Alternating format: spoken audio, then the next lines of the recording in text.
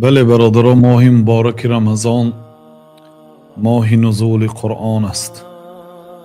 پیامبر صلی الله علیه و سلم هر سال ماه مبارک رمضان همراهی حضرت جبریل علیه السلام مدارسه قرآن داشتند.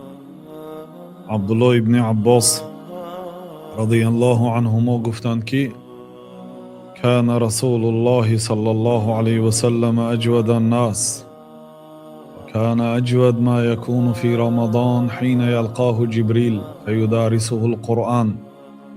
جناب رسول الله صلی الله علیه وسلم سخی ترین مرد دنیا بودند.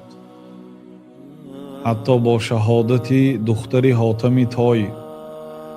حاتم طای در دنیا با سخاوت مشهور شده است. در بین مسلمان ها و نصرانی ها و غیر اینها.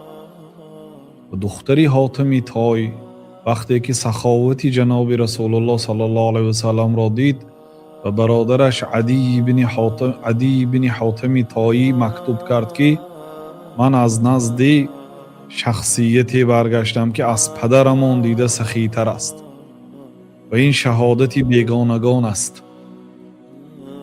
شهادت خود دختر حاتم طایی هست که از پدرمان دیده سخی تر است. این ابن عباس رضی الله عنهما، این حدیث در بخاری هست، میگن که پیامبر صلی الله علیه وسلم سخی ترین مرد دنیا بوده. یعنی نه فقط در پول و مال، در همه جهت سخی بودن.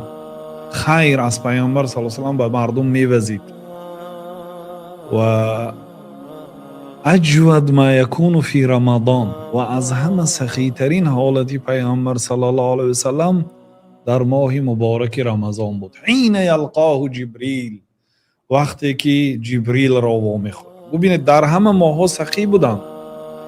در ماه رمضان وقتی که جبریل را میدیدن، این فضیلت همنشینی با شخص خوب، با شخص صالح، وقتی که با جبریل وامی خوردن، یک تا سبب، دویمش فیدارسه القرآن، درس قرآن میکردن.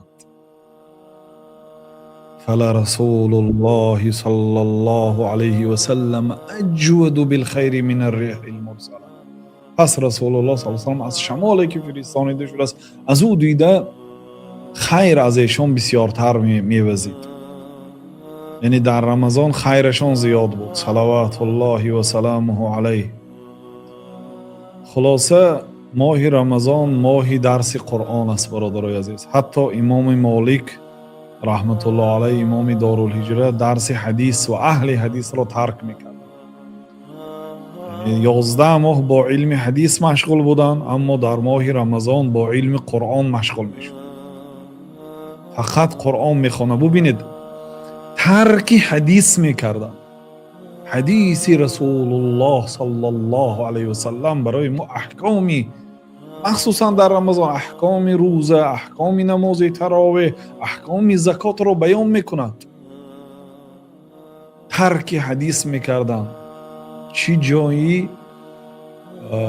کارهای گناه یا کارهای مباح، کاری ثواب از حدیث درس دادن، حدیث خواندن، این بسیار علم است.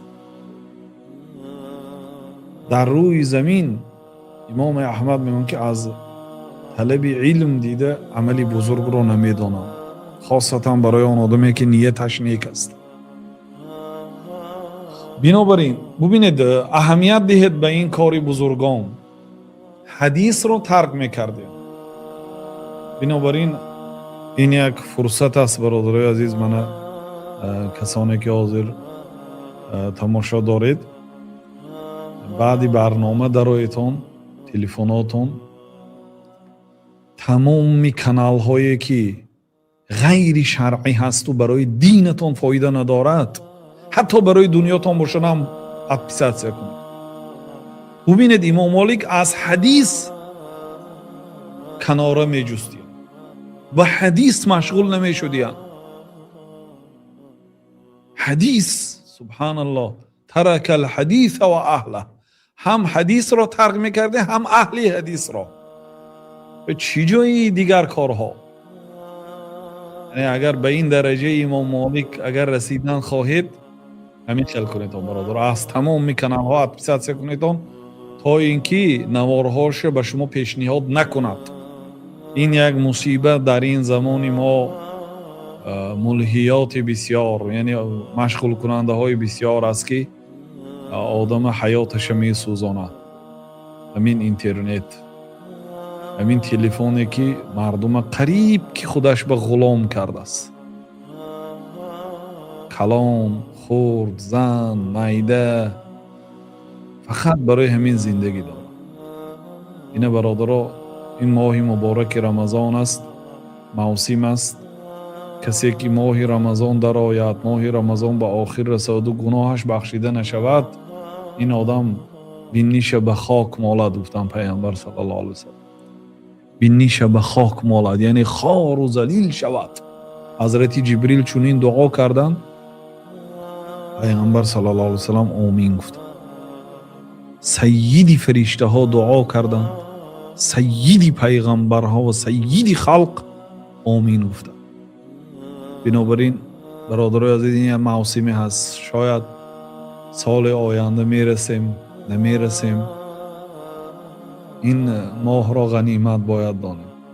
بنابراین بغیر صحبت های شرعی دیگه همه چیز از بین برید و حیات خود را از این روز اعتباراً به نظم درآورید. عزم کنید، نیتی جدی کنید که ماه رمضان را چخیل میگذرانید. وقتهای خود را از حاضر خوشرو ترتیب دهید و برای خودتان نقشه مانید. چند مراتب ختم قرآن میکنید، چگونه نماز میخوانید، نیت های خود را از حاضر کنید. بله برادر